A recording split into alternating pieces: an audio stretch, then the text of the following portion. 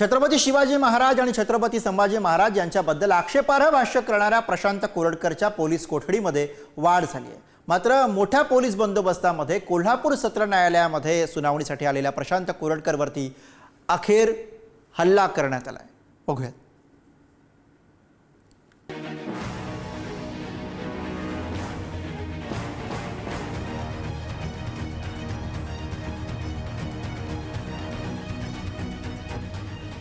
छत्रपती शिवराय आणि संभाजी महाराजांचा अवमान करणाऱ्या प्रशांत कोरटकरला कोल्हापूरकरांनी आपला इंगा दाखवलाच। न्यायालयाच्या आवारातच एका वकिलानं प्रशांत कोरटकरवर हल्ला केला।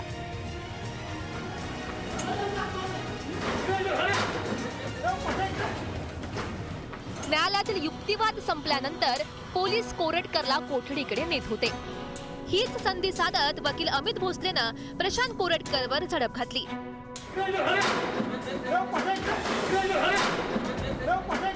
कोरटकरला न्यायालयाच्या मागच्या दारानं बाहेर नेलं जात होतं। न्यायालयाच्या मागील दरवाजाजवळ वकील अमित भोसले आधीपासूनच उभे होते। अमित भोसले वकील असल्यानं पोलिसांना त्याच्यावर शंका आली नाही। शिवाजी महाराजांची बदनामी करतोस का असा सवाल विचारत भोसले कोरटकरवर धावून गेले।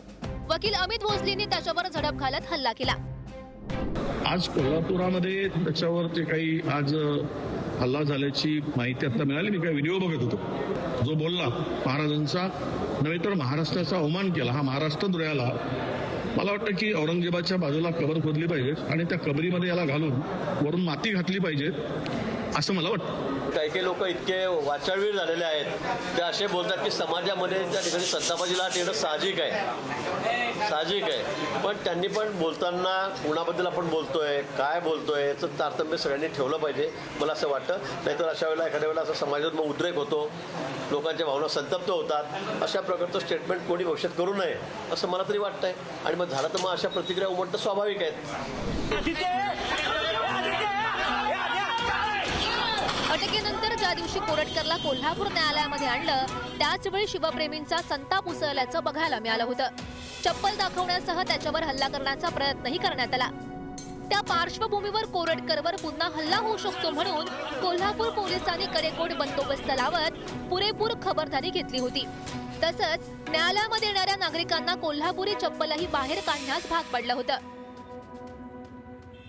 प्रशांत कोरटकर कोणत्या पोलीस ठाण्याच्या कोठडीत याबाबत गोपनीयता। 27 मार्चला रात्री वरिष्ठ अधिकाऱ्यांनी सुरक्षा संदर्भात बैठक घेतली। राजारामपुरी पोलीस ठाण्याच्या कोठडीतून कोरटकरला 27 मार्चला बाहेर काढलं। 28 मार्चला सकाळपासूनच न्यायालयाबाहेर पोलीस बंदोबस्त तैनात होता। न्यायालयातील कर्मचारी, वकील आणि ज्यांची तारीख आहे ती वगळता कोणालाही न्यायालयात प्रवेश नव्हता। बघा, छत्रपती शिवाजी महाराजांच्या बद्दल अनुद्गार काढणारा कोणी असो त्याची गय केली जाणार नाही।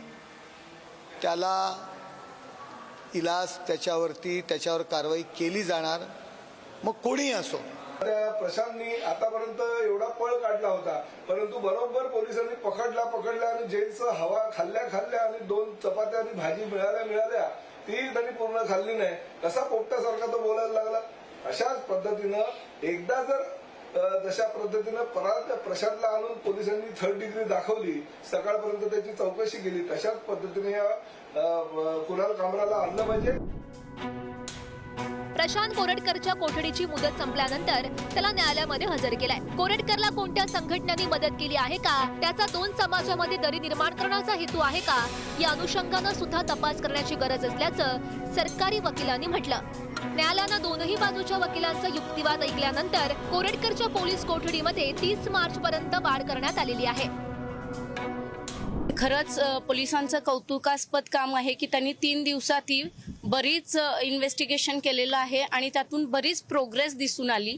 ज्यावेळी एखाद्या गुन्ह्याचा तपास करत असताना त्यामध्ये जर प्रोग्रेस दिसून आली तर फर्दर इन्व्हेस्टिगेशनसाठी PC ही पोलीस मागत असतात आणि या केसमध्येही तशीच पोलिसांकडून मागणी झालेली आहे। शिवाजी महाराज, संभाजी महाराज आणि जिजाऊंच्या विषयी विष ओकणाऱ्या व्यक्तीबद्दल सहानुभूती न ठेवता कायद्याच्या कक्षेत राहून ज्या पद्धतीने तपास चाललाय त्यामुळे महाराष्ट्रामध्ये ज्या पद्धतीने कारवाई करायची चाललेला आहे त्याच्याबद्दल मला एक शिवाजी महाराजांचा अनुयायी म्हणून एक समाधान वाटतं।